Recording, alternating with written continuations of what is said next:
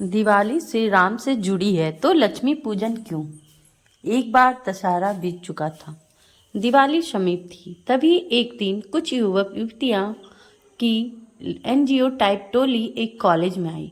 उन्होंने छात्रों से कुछ प्रश्न पूछे, किंतु एक प्रश्न पर कॉलेज में सन्नाटा छा गया। और दोस्तों, बहुत सारे लोगों को भी ये बात नहीं पता होगा। तो आप सबको अगर हमारे इस कहानी से कुछ भी ज्ञान मिले तो ज़रूर कमेंट करके बताएं और ज़्यादा से ज़्यादा लोगों में शेयर करें। और अगर चैनल सब्सक्राइब नहीं किए होंगे तो सब्सक्राइब करें। उन्होंने पूछा, जब दिवाली भगवान राम के 14 वर्षों के वनवास से अयोध्या लौटने के उत्साह में मनाई जाती है, तो दिवाली पर लक्ष्मी पूजन क्यों होता है? श्री राम की पूजन क्यों नहीं? प्रश्न पर सन्नाटा छा गया, क्योंकि उस समय कोई सोशल मीडिया तो था नहीं, स्मार्टफोन भी नहीं थे, किसी को कुछ नहीं पता। तब सन्नाटा चीरते हुए हम में से ही एक हाथ प्रश्न का उत्तर देने हेतु ऊपर उठा। उसने बताया कि दिवाली उत्सव दो युग, सतयुग और त्रेता युग से जुड़ा हुआ है। सतयुग में समुद्र मंथन से माता लक्ष्मी उस दिन प्रकट हुई थी, इसलिए लक्ष्मी पूजन होता है।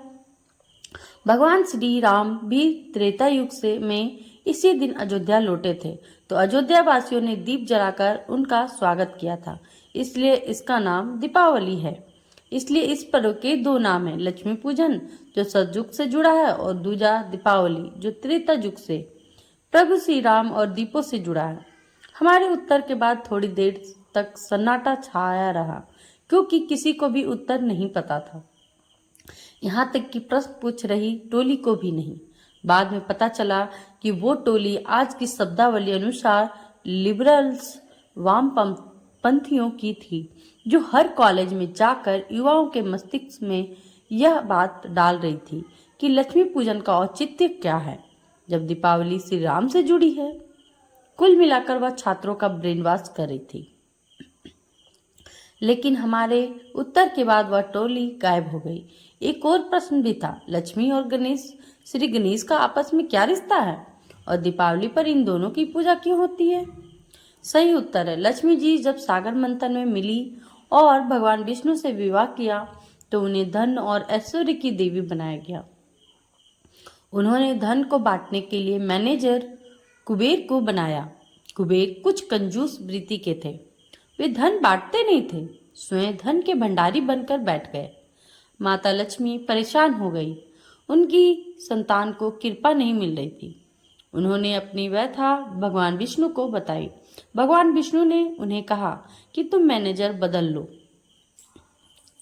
माँ लक्ष्मी बोली, यक्षों के राजा कुबेर मेरे परम भक्त हैं, उन्हें बुरा लगेगा। तब भगवान विष्णु ने उन्हें श्री गणेश जी की दीर्घ और विशाल बुद्धि को प्रयोग करने की सलाह दी। महालक्ष्मी ने श्री गणेश जी को धन का डिस्ट्रीब्यूटर बनने को कहा। श्री गणेश जी ठहरे महाबुद्धिमान। वे बोले, माँ, मैं जिसका भी नाम बताऊंगा उस पर आप कृपा कर देना, कोई किंतु परंतु नहीं। माँ लक्ष्मी ने हाँ कर दी। अब श्री गणेश जी लोगों के सौभाग्य के विघ्न, रुकावट को दूर करने के लिए धनागमन के द्वार खोलने लगे। कुबेर भंडारी ही बनकर रह गए, श्री गणेश जी पैसा प्रदान करने वाले बन गए। गणेश जी की दरिया दिल्ली देख माँ लक्ष्मी ने अपने मानस पुत्र श्री गणेश को आशीर्वाद दिया कि जहाँ वे अपने पति नारायण के संग ना हो, वहाँ उनका पुत्रवत गणेश उनके साथ रहे। दीपावली आती है कार्तिक अमावस्या को। भगवान विष्णु उस समय योग निद्रा में होते हैं।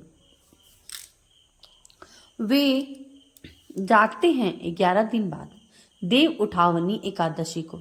और दोस्तों, देव उठावनी की कहानी मेरे इस चैनल में है, आप जरूर सुनें। महालक्ष्मी को पृथ्वी भ्रमण करने आना होता है। शरद पूर्णिमा से दिवाली के बीच के 15 दिनों में वे संग ले आती हैं श्री गणेश जी को, इसलिए दीपावली को लक्ष्मी गणेश की पूजा होती है। यह कैसी विडंबना है कि देश और हिंदुओं के सबसे बड़े त्योहार का पाठ्यक्रम में कोई विस्तृत वर्णन नहीं है, और जो वर्णन है वह अधूरा है। इस लेख को पढ़कर सुनकर स्वयं भी लाभ। अपनी अगली पीढ़ी को बताएं और दूसरों के साथ साझा करना ना भूलें। तो धन्यवाद दोस्तों। जय श्री राम। अगर हमारी कहानी, हमारी ये बातें आपको अच्छी लगी हो तो आप लोगों में शेयर करें, हमारे चैनल को सब्सक्राइब करें और ज़्यादा से ज़्यादा जय श्री राम का कमेंट करें। अगर आप हिंदू होंगे तो ज़रूर करेंगे। धन्यवाद। मिलते हैं अगले वीडियो में। सबको हैप्पी दीपावली, शुभ दीपावली।